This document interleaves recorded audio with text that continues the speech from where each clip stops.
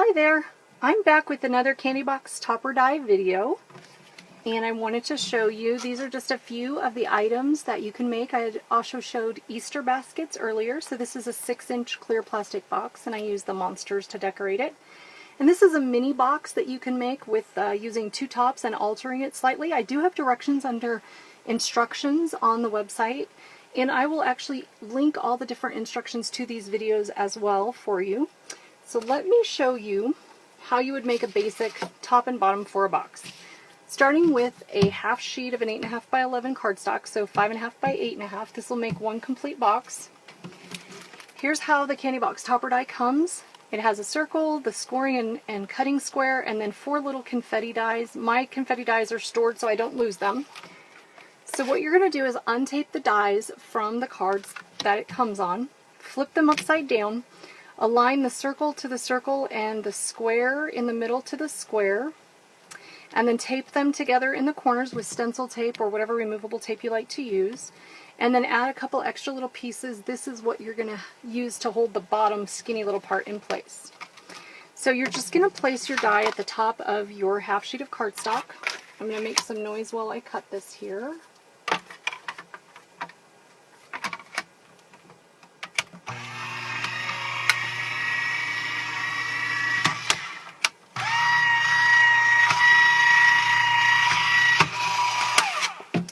I could have had all the pieces pre-cut, I suppose.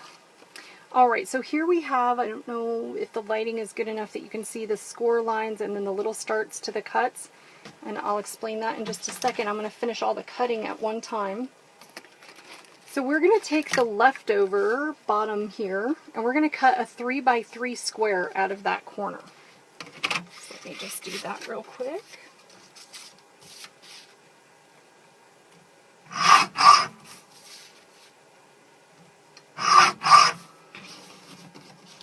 And this leaves us plenty of leftover coordinating paper that we can use to make our little confettis or decorations for our boxes.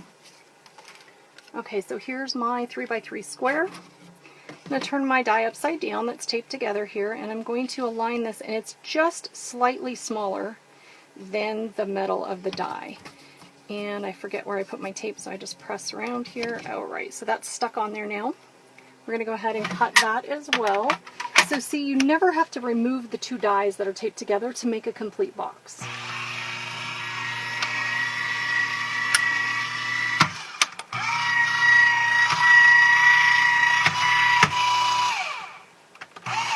Okay.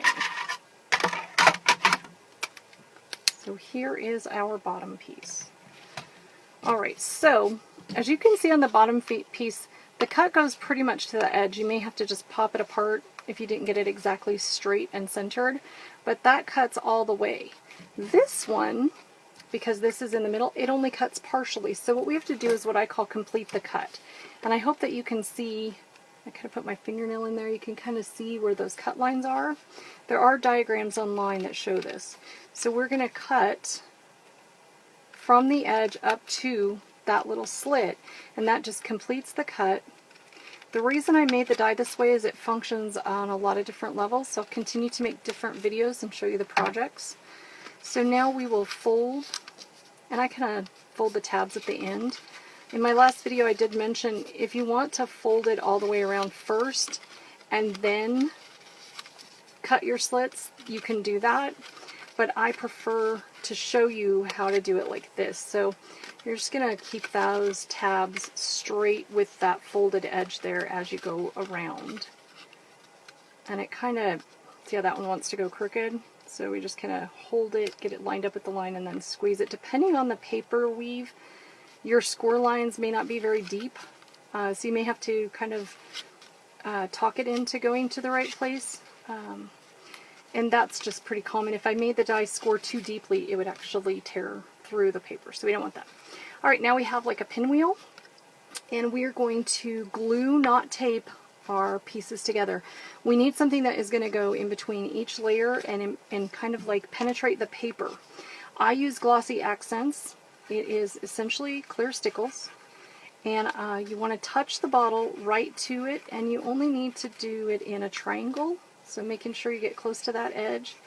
you rub the bottle right against the paper so that you don't get a big bead that squishes out later. And you can do all 4 sides. And again, I do sell 10 for $1 rust-proof pins, so I can keep a pin in here, not having to screw the cap on and off every time. That way it's quicker and easier, and it doesn't turn my glue brown, and it doesn't dry out. So now, with all those tabs facing in, we just you put your finger along that edge, you can feel that it's straight, and then squeeze that, and then just work your way right around. The Glossy Accents stays wet long enough that I can glue all my sides together and put the glue on all 4 at the same time, and it kind of makes it get tacky. So as I work my way around, once I have it stuck, I'm just going to go back around one more time. I'm making sure I press it down. Alright, and now that has grabbed it, we have our top or our bottom. We're going to repeat the thing here, the technique with folding and gluing, but here we don't have to finish the cut because it goes all the way to the edge.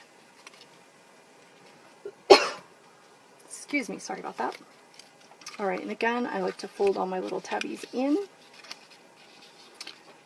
There we go.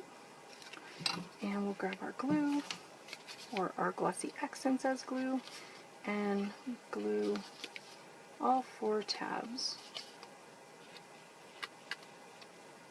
Okay. And the same way, you kind of squeeze them together, put your thumb there, and press that down.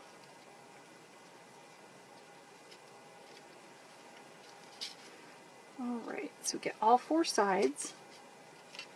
And now, we never really get anything exactly perfect, so I can see, I'm not sure if you can, but I have a bumpy little tab sticking up right here that I don't care for. So what I'm going to do, after I have it glued, is I'm going to line my scissor up, and I'm just going to lay them up against that edge, and I'm going to trim that. So a lot of the times when you think something came out perfect for a teacher or an instructor, we just actually know the ways to manipulate it to make it look perfect. And the final result is all that matters. So here we have, I got a little bit of glue drip there. So here we have the bottom that would go on our box here. And then we have the top that's going to go up here. And you can choose to either glue these to the box, or I just tie a ribbon around them.